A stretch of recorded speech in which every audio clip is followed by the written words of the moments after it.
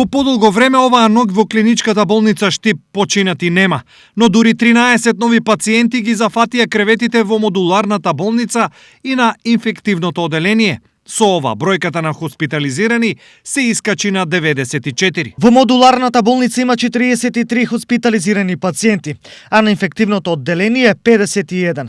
Вкупно 55 пациенти се на кислородна поддршка. Информираат од болницата. Само уште 8 места се слободни во клиничката болница за пациенти со компликации од COVID-19 инфекција. По 4 слободни кревети има во модуларната и на инфективно. За едно деноноќие, бројот на починати во регионот се зголемил за 5, а бројот на активни случаи се намалил за 71. Во моментов, вкупниот број на починати од почетокот на пандемијата изнесува 345, а активни се 1251. Во меѓувреме продолжува вакцинацијата во регионот. На сите вакцинални пунктови таа се одвива без проблеми. Околу 320 граѓани до сега се вакцинирани.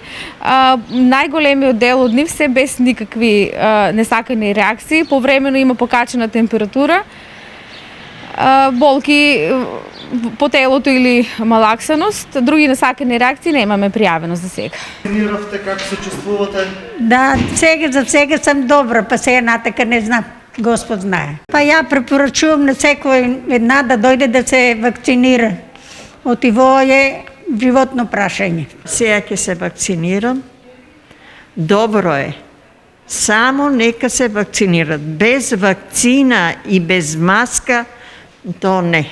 Во Делчево досега се вакцинирани околу 300 граѓани, од кои 13 се воспитувачки и негувателки.